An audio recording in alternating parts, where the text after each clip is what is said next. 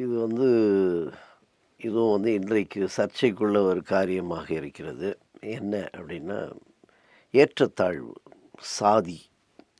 அந்த சாதி என்பது கிறித்தவத்திலும் இருப்பது, அது மிகப்பெரிய ஒரு கொடுமை, வெட்கப்பட வேண்டிய ஒரு காரியம். கிறிஸ்தவத்திற்கு சம்மந்தம் இல்லாதது. ஏன்னா இதை கண்டுபிடிச்சது அப்படின்னு பார்த்தா சாதியம் அல்லது ஏற்றத்தாழ்வு என்பதே அது பிற சமயத்திலிருந்து வந்தது. அது உலகம் அறிந்த உண்மை. அதான் வரலாறு.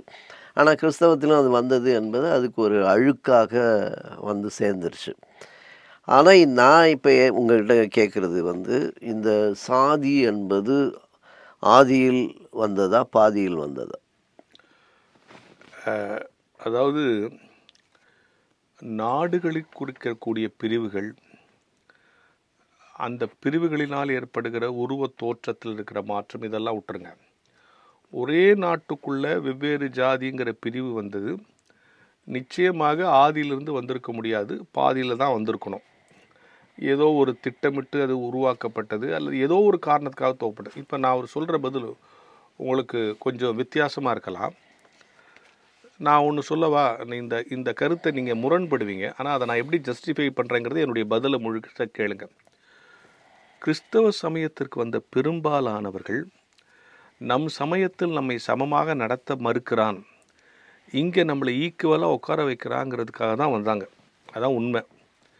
அங்கே கோயிலுக்குள்ளே போகாதாங்கிறான், இங்கே வா ராபோசனம் கொடுக்குறேன்னா அவரே ஊட்டி விட்றாரு, நம்மளை சமமாக நடத்துகிறாங்க அப்படிங்கிறதுக்காக தான் கிறிஸ்தவ மதத்துக்கு வந்தாங்க.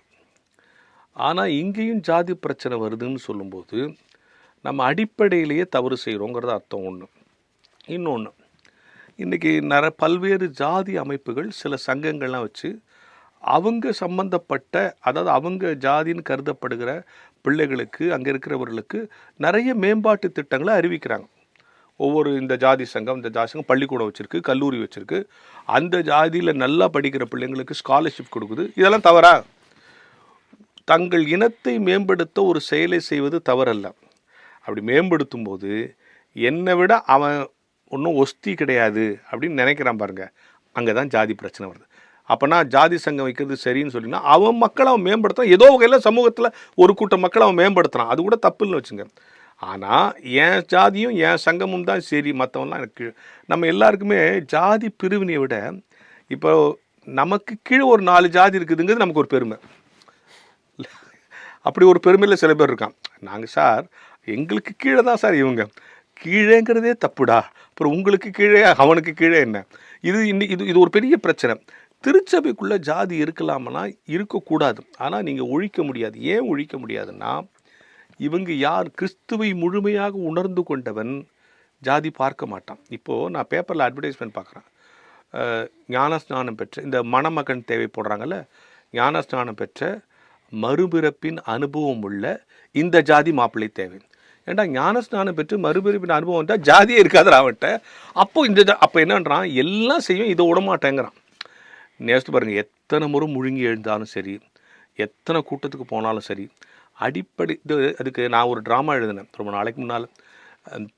அதில் ஒரு டைலாக் வரும், என்ன சார் கிறிஸ்தவங்க ஜாதி பார்க்கலாமேன்னு. ஒரு மாப்பிள்ளை பார்க்க, ஒரு தரகர்கிட்ட அவங்க அப்பா மாப்பிள்ளை பார்க்க சொல்கிறார், இந்த ஜாதியில் மாப்பிள்ளை பாருங்கன்னு பாரு. அப்போ தரகர் கேட்பான், என்னன்னு கிறிஸ்டியனு ஏசாமி என்ன சொல்லியிருக்காரு, இதோ சென்று சகல ஜாதியிலும் சீஷராக்குங்கள்னு சொல்லியிருக்காரு இல்லையா? அதுக்கு இவன் பதில் சொல்லுவான், சகல ஜாதியிலும் சீஷராக்குங்க தான் சொல்லியிருக்காரு, சகல ஜாதியிலையும் மாப்பிள்ளை ஆக்குங்கன்னு சொல்லியிருக்காரா அப்படின்னு ஒரு டைலாக் நான் ரொம்ப நாளைக்கு முன்னால் எழுதின ஒரு நாடகம். அதாவது இந்த காரியம் கர்த்தரால் வந்ததுன்னு ஒரு நாடகம். அந்த நாடகத்தில் இப்படி ஒரு டைலாக் வரும். எனவே நம்ம மக்கள் என்ன செய்கிறாங்கன்னா, ஒரு சொஃபிஸ்டிகேட்டடுக்காக, ஒரு ஸ்டேட்டஸுக்காக, ஒரு ஐஃபைக்காக கூட கிறிஸ்தவ மதத்துக்கு வந்துடுறாங்களே தவிர அடிப்படையில் இருக்கிற அந்த ஜாதி உணர்வு போகாமல் இருக்குது. அதுக்கு முதல் என்ன வேணும்னா, என்னை யாரும் ஆட்சி செய்ய, நான் யாருக்கும் அடிமை இல்லை என்கிற உணவும், நான் யாரை அடிமைப்படுத்த மாட்டேன் என்கிற உணர்வும் வந்தால் தான் இந்த ஜாதி பிரச்சனை ஒழியும்.